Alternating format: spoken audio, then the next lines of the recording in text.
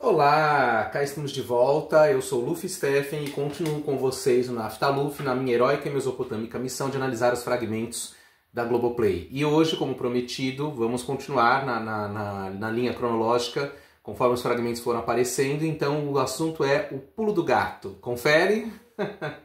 Bom, os transtornados fragmentos de pulo do gato, para começar, já é transtornada a própria distribuição de capítulos nesses fragmentos, né?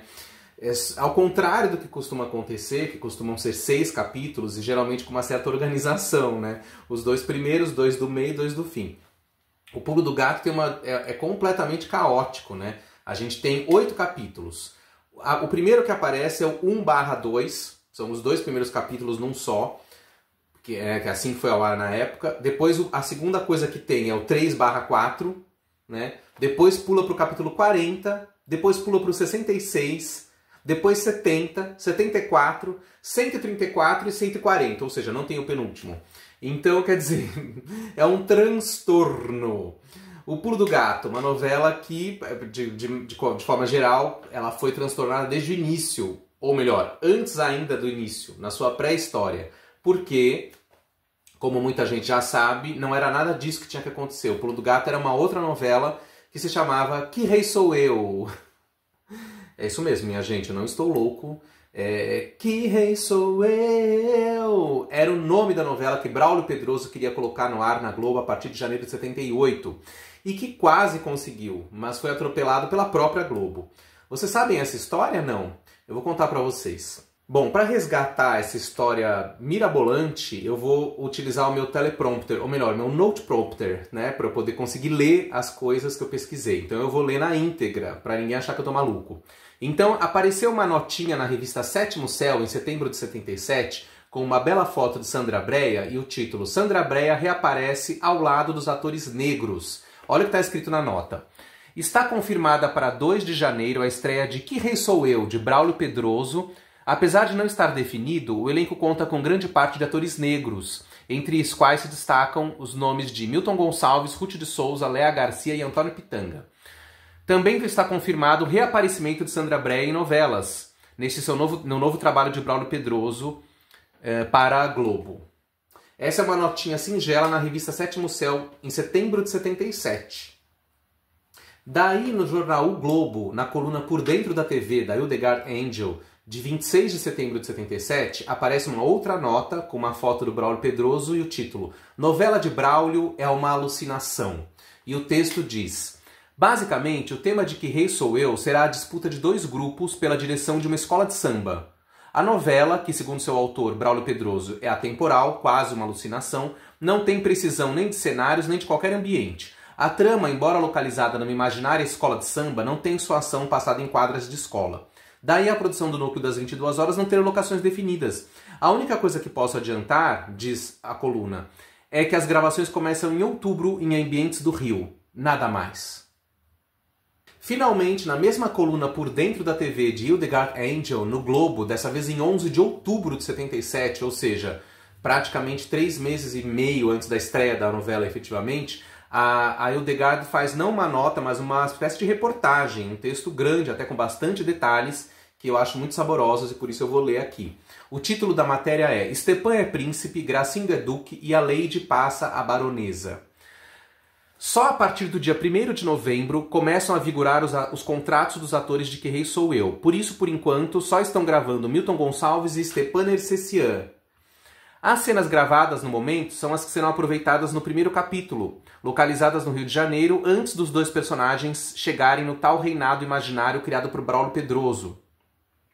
Tais cenas não envolvem ainda os exóticos cenários e figurinos que deverão ser um dos pontos altos da novela. 2 personagens femininos, por enquanto, são problemas não resolvidos pela produção. Lucrécia Borgia e Rainha Berenice.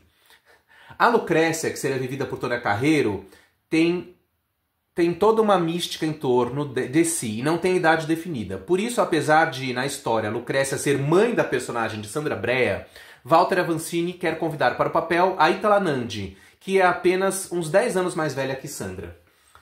Maria Della Costa e Odete Lara, que inicialmente foram cotadas para o papel de Lucrécia, estão sendo procuradas pela produção para interpretarem a Rainha Berenice. Ilka Soares foi a primeira atriz convidada para o papel, mas recusou-se, já que pretende descansar da TV por alguns meses. A Isita Nascimento, a linda mulata, não está mais no cast.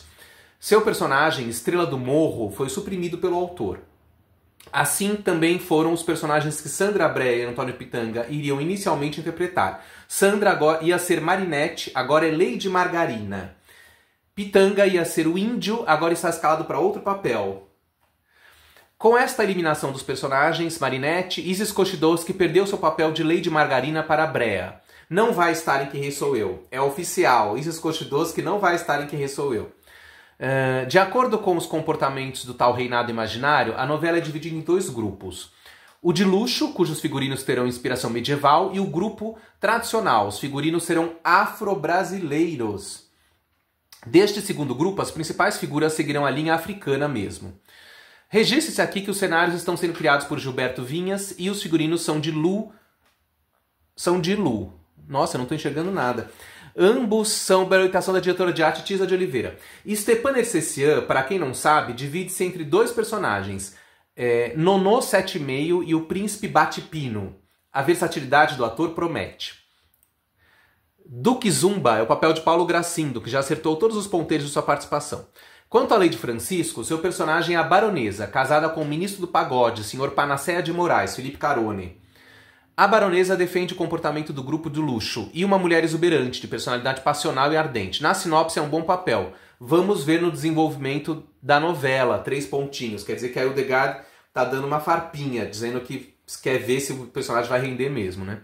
Em se tratando de figurinos, o grupo de luxo vai dar mais trabalho. Além das roupas de época, muitas perucas e adereços serão usados por seus integrantes. Walter Avancini dirige os 10 primeiros capítulos de Que Rei Sou Eu. Depois disso, passa para as mãos do diretor Jardel Mello, de volta à Globo. Bom, minha gente, depois dessa avalanche de informações alucinantes, o que a gente pode dizer, né? É claro que a gente já sabe que não aconteceu Que Rei Sou Eu. A novela foi trocada por O Pulo do Gato e depois, 11 anos depois, entrou no ar o Que Rei Sou Eu de Cássia Novos Mendes, que, assim, semelhante à ideia do Braulio Pedroso, só tinha o título, né? E essa coisa da ambientação de época, tal, não sei o quê. Mas, de qualquer forma, a principal fonte que a gente pode usar para entender um pouco o que se passou é o próprio livro do Braulio Pedroso, a biografia dele. Braulio Pedroso, Audácia Inovadora, de Renato... Vou apelar de novo para minha cola. Renato Sérgio, lançado em 2010, dentro da maravilhosa coleção Aplauso, da imprensa oficial, que eu sempre cito aqui. Nesse livro, o autor e o próprio Braulio Pedroso, né, claro, o livro foi lançado em 2010, o Braulio já tinha morrido, mas o autor consegue usar declarações do Braulio para conseguir contextualizar a carreira dele. E aí na página 209 está assim escrito, pelo autor, comentando que as novelas dos anos 70 eram muito criativas, ousadas artisticamente, até politicamente, e por isso mesmo acabaram não sendo compreendidas pelo público, além de sofrerem muitas ações da censura. Então ele comenta, os números de audiência caíram e trabalhos como Espelho Mágico, Saramandaia, Ascendência Documento e Nina não tiveram a resposta que se esperava delas. Mas, em 1978, o Astro batia os recordes da época. Foi mais ou menos naquele momento que Braulio Pedroso botou no ar o seu Pulo do Gato. Na verdade, isso só aconteceu diante do veto a uma ideia anterior original, nascida quando ele, Braulio Pedroso, fez parte do corpo de jurados do desfile das escolas de samba do Carnaval Carioca de 77. Uma novela enredo, falada em versos. Alguém lembrou de Filhas da Mãe? Uma novela enredo falada em versos com um elenco quase só de intérpretes negros, contando as disputas políticas internas de duas agremiações rivais. Em entrevista publicada na revista Ele e Ela, Braulio dizia que aquilo era o mundo da fantasia popular brasileira misturado à literatura de cordel. Alguém lembrou de As Filhas da Mãe? A coisa mais maluca do mundo. Toda a escola de samba tinha seu rei e sua rainha, quer dizer, o sonho do reinado ainda continuava presente no brasileiro, pelo menos subconscientemente. Daí o título, Que Rei Sou Eu. Tudo isso eu tô lendo no livro, tá? Nada a ver com a história homônima de autoria de Cassiano Gabus Mendes, levada ao ar em 89, na qual havia algumas semelhanças com o enredo que Braulio Pedroso tinha imaginado, e que depois do elenco escalado e tudo, teve sua gravação suspensa. Entre outras coincidências, na segunda Que Rei Sou Eu, a que foi ao ar, os personagens do reino de Avilã caíam no samba e passavam a conviver com o embaixador da Alemanha, interpretado por Milton Gonçalves, na proposta que está em Pulo do Gato, e está no Que Rei Sou Eu do Braulio, né? Na proposta anterior de Braulio Pedroso, aparecia Lampião, saindo diretamente do Lampião Cangaceiro, né? Saindo diretamente do cordel, aparecendo indo ao encontro de Luís XIV, que estava à procura da Marquesa de Santos na Caatinga, quando chegam os Cavaleiros na Távola Redonda. Enfim, o mundo fantástico de Momo, não por mera coincidência, também rei. Isso daí me lembra também o Quinto dos Infernos, minissérie do Carlos Lombardi, que foi ao ar muito tempo depois, né? O Carlos Lombardi é notoriamente um discípulo do Braulio Pedroso, inclusive já deixou isso claro várias vezes, porque ele inclusive desejava fazer o remake de O Rebu na Globo, né? A Globo não deixou e ele foi para a Record fazer Pecado Original, que era uma espécie de versão dele para O Rebu, né? Uma coisa nos anos 70 e tal. Então não sei se o Quinto dos Infernos, o Carlos Lombardi de alguma forma se inspirou nesse Que Rei Sou Eu original do Braulio Pedroso. O primeiro ministro, continuando que o livro conta sobre como seria a novela Que Rei Sou Eu do Braulio. O primeiro-ministro Clóvis Bornai seria feito por Ziembinski, que conspiraria contra Zé Leogói travestido de Evandro Castro Lima. Haveria ainda o Cemitério das Alegorias, com Grande Otelo como guardião, e o Barraco dos Sumos Sacerdotes, com Carlota, Xangô, essa gente toda, em meio a entrevistas reais. Gente do céu, imagina a modernidade dessa novela. Bom, se ela tivesse sido feita também, não ia ter sobrado nada além de fragmentos, né? No fundo, uma intriga palaciana generalizada no país da imaginação popular. E por trás de tudo, a questão da interferência branca no desfile, né? Ele fala isso também. Era um questionamento sobre a aculturação. Durante esse processo de busca do poder carnavalesco, granfinas apareceriam como destaques, além de todos os demais detalhes reacionários que a gente vê no desfile de verdade. Porque o Braulio tinha sido jurado do desfile em 77, daí teve a ideia, como a gente viu aqui. Até que quando está amanhecendo o dia seguinte, aqueles que foram reis, príncipes e tudo mais, aparecem com suas roupas sujas, desabotoadas, rasgadas, mantos jogados nos ombros, quer dizer, todos os que até pouco atrás eram pessoas fantásticas começam a formar um bloco de sujos de fim de festa. E entra aquela música falando que a felicidade do pobre parece a grande ilusão do carnaval. A gente já trabalha o ano inteiro por um momento de sonho para fazer a fantasia de um momento de rei ou de pirata ou de jardineira para tudo terminar na quarta-feira.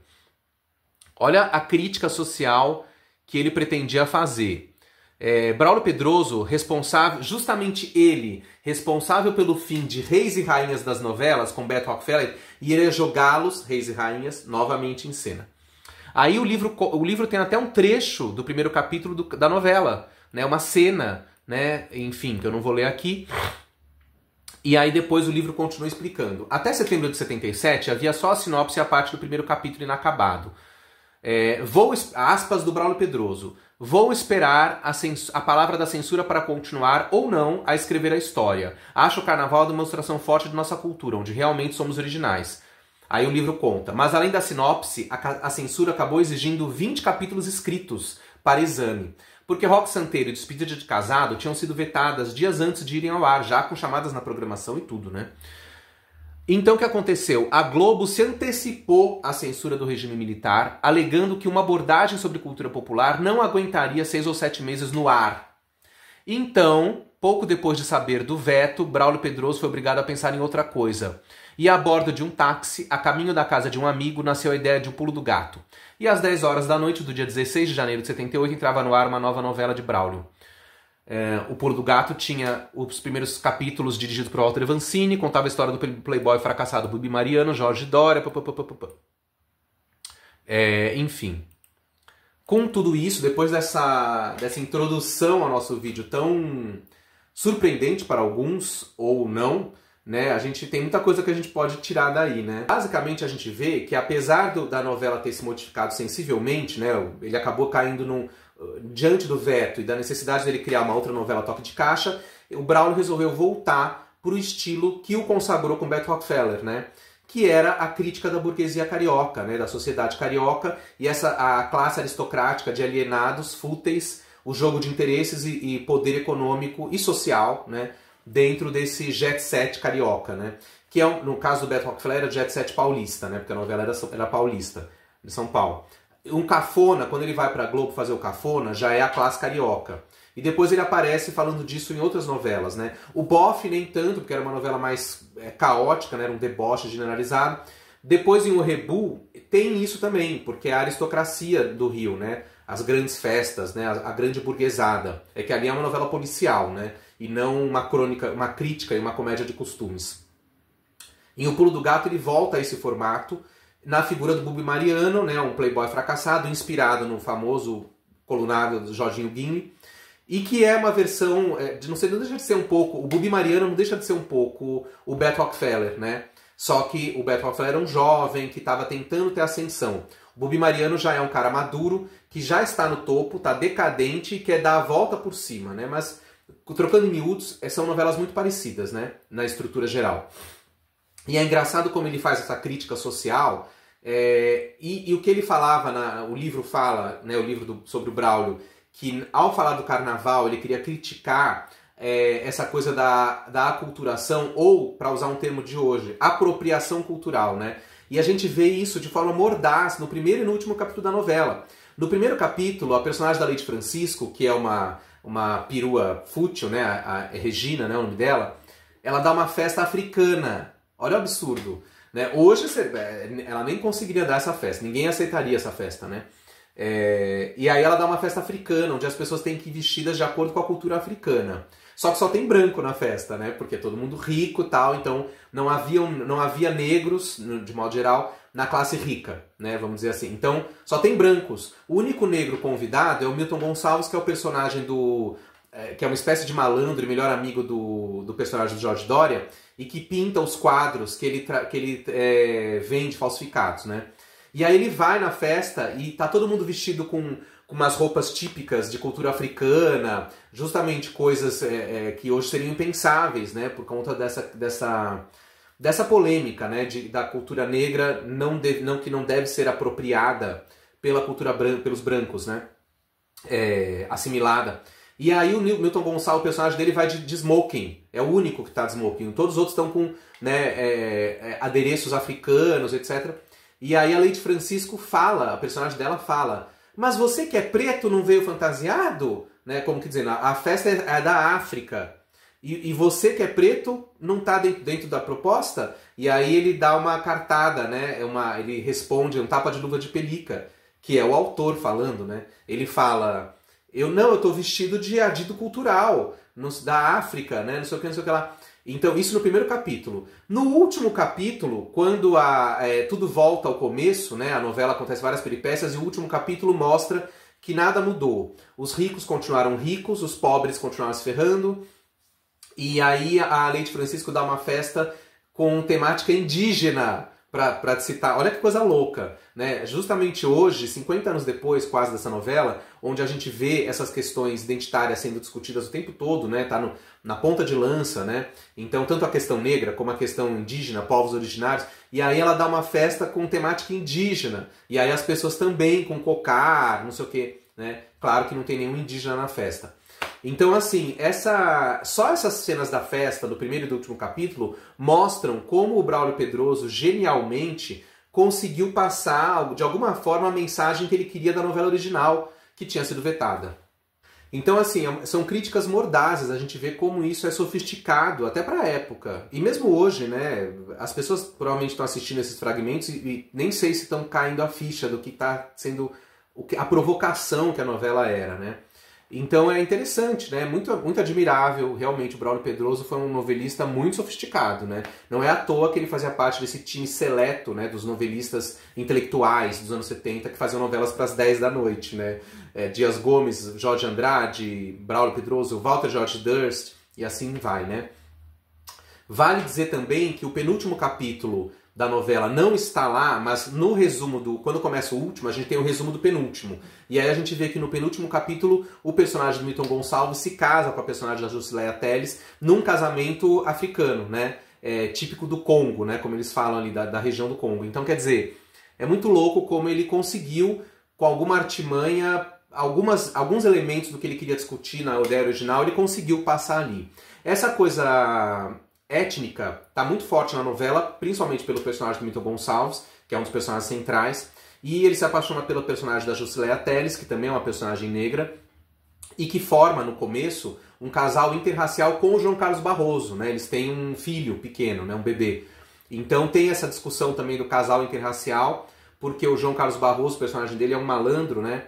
Que também quer subir na vida, é um truqueiro, né? Um picareta, e ao mesmo tempo ele tem esse romance com essa atriz de cabaré, né, uma artista da noite, tem um filho com ela, né, sem serem casados, e ele enrola ela, né?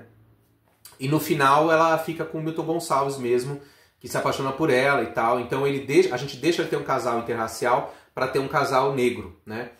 Enfim, então todas essas questões sociais que a novela coloca de alguma maneira são muito interessantes. O problema da novela não é esse, né? É que assim, a gente assistindo a novela pelos fragmentos, como os capítulos são muito díspares, a novela fica meio confusa, meio pastosa, né? Dá para perceber que a novela não foi um tanto quanto irregular. A gente vê isso nos fragmentos, né? Uma coisa meio estranha, né? As tramas são um pouco confusas, algumas coisas parecem perdidas, né? Mas nada disso impede a gente de perceber como a novela é interessante, né? Como ela é rica, né? Ela pode não ser tão... não prende tanta atenção, porque a gente vê nesses capítulos caóticos, tá tudo meio bagunçado. Mas é uma novela que, sem sombra de dúvida, bem rica, bem interessante. Dá para perceber que existe alguma coisa ali, né?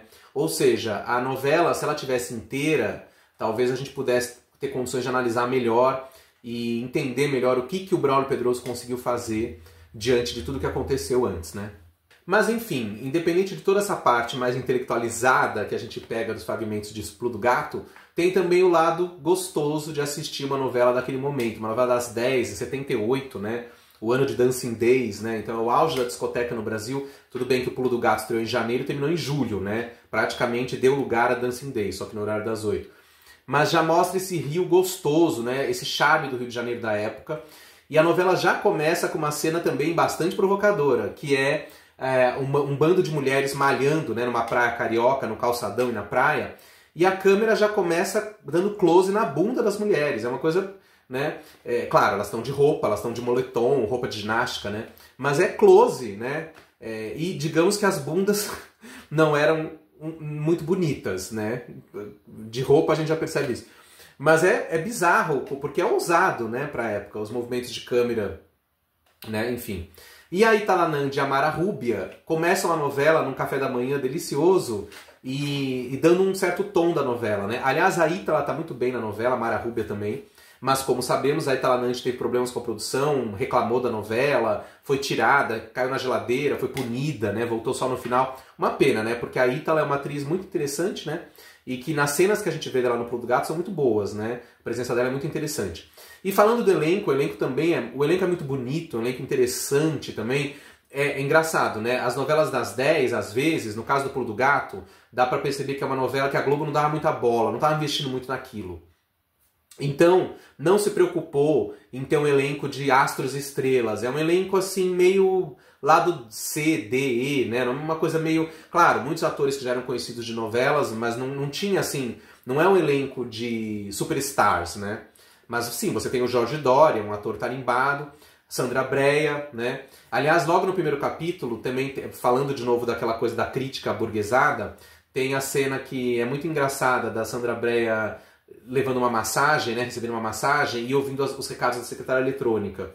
E aí um dos recados é da personagem da Neuza Amaral, que é uma rica metida a mecenas das artes, né, e que vai convidá-la para uma festa, para um sarau, não sei o quê.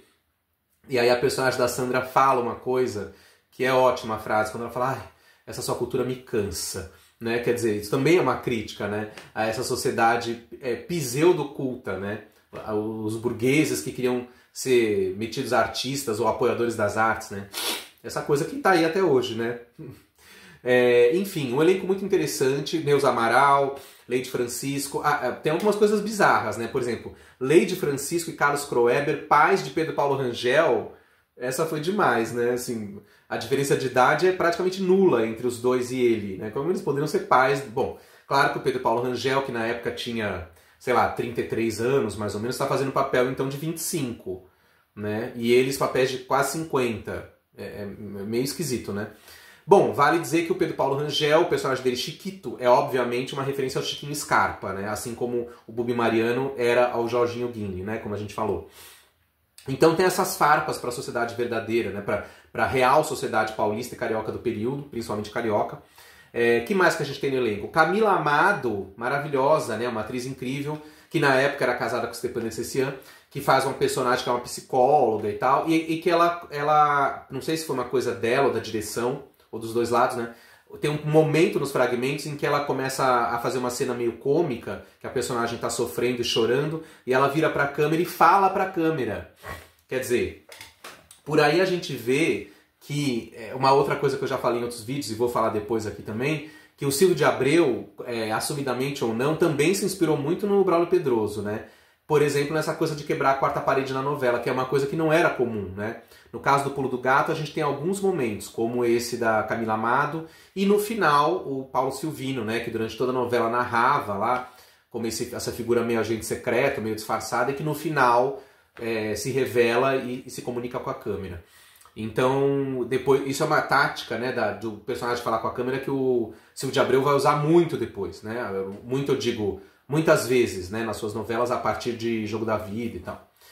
Fora o final, né? A cena final da novela do Pulo do Gato, que é um número de teatro de revista, com a Mara Rúbia, que tinha sido uma vedete, né? Ela tem duas coisas interessantes para isso que eu acabei de falar. Primeiro que ela anuncia a próxima novela do Braulio, que é Feijão Maravilha, que vai ser uma novela das 7, que é uma explícita homenagem ao teatro de revista, né? Ao teatro rebolado, com a Mara Rúbia e outros atores também, mas aí ele vai para a novela das 7 e faz uma novela totalmente inspirada nas chanchadas da Atlântida e tal.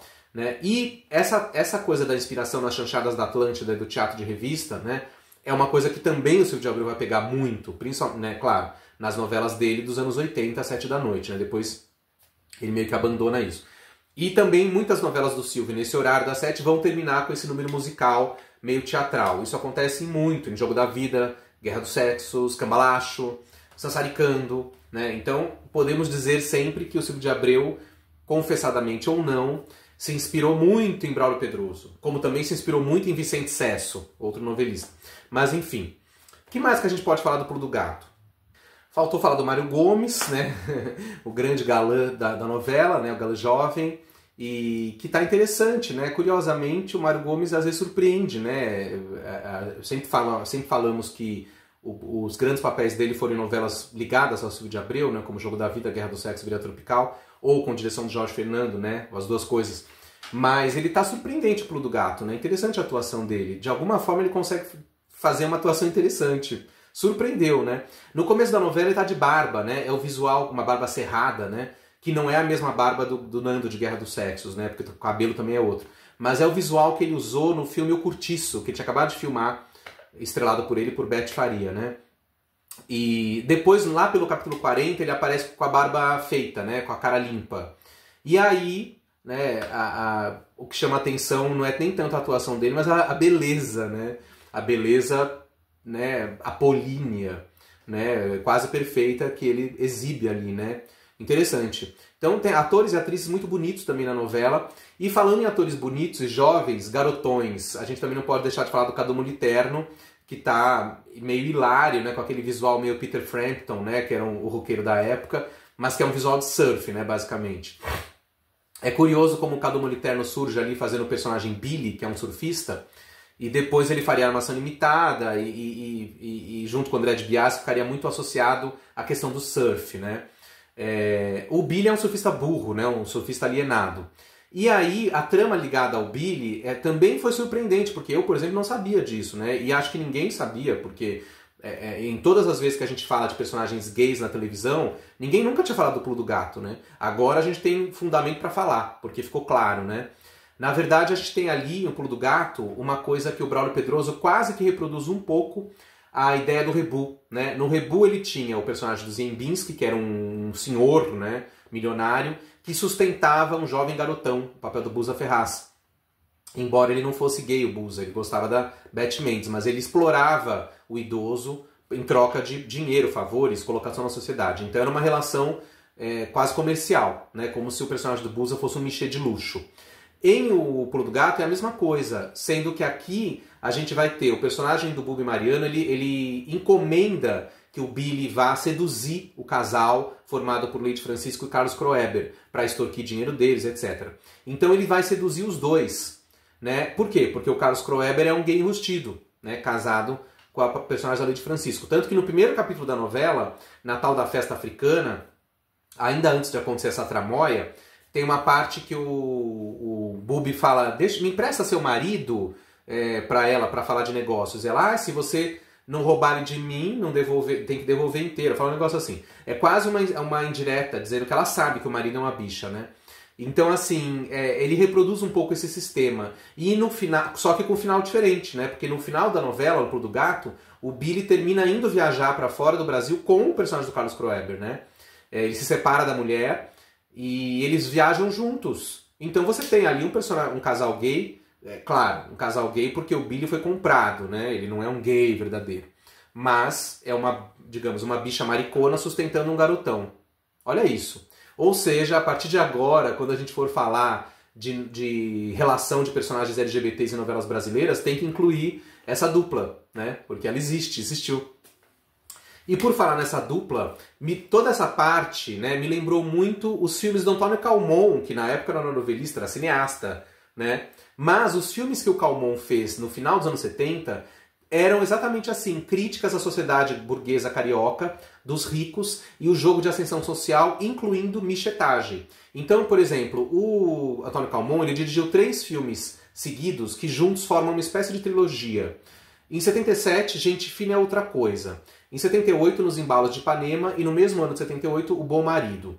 Nos 3 filmes a gente vê o quê? A gente vê famílias ricas e burguesas, fúteis e alienadas, envolvidas em altas negociadas de grana, que se prostituem ou compram empregados. No Gente Fina é Outra Coisa, o Ney Santana interpreta o Tadeu, um funcionário de famílias ricas. São 3 episódios. Em cada um ele é funcionário de uma família rica. Ou ele é o motorista, ou ele é o faxineiro, ou ele é o sei lá o quê.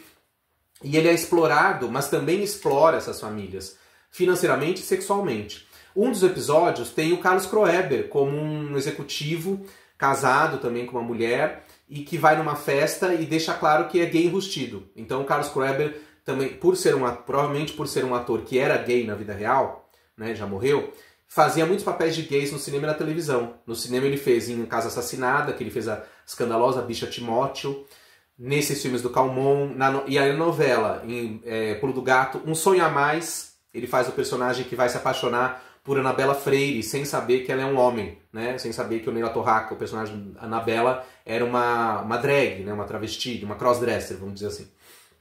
Né? Porque o Volpone se disfarçava de Anabela por outras razões, né? Enfim, então Carlos Kroeber interpreta esses personagens, fez muitos personagens gays no cinema e na TV. E nos filmes do Calmon, então, em Gente Fina é Outra Coisa, ele aparece fazendo isso. Nos Embalos de Ipanema, a gente tem a mesma trama do personagem dele no Pulo do Gato e do Billy, só que dessa vez, no filme, quem é a bicha mais velha é o Paulo Vilaça, outro ator que também fez muitos papéis gays em cinema e TV.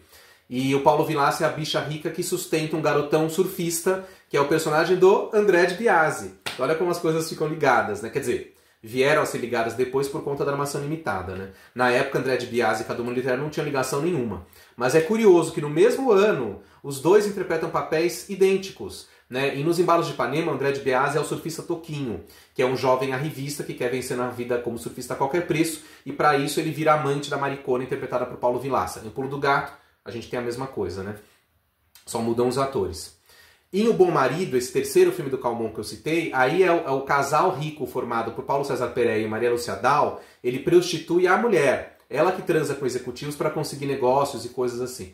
Então, esses 3 filmes do Calmon, o Pulo do Gato me lembrou muito esses filmes do Calmon. Essa espécie de trilogia que o Calmon fez no final dos anos 70, muito antes dele virar novelista, ele também.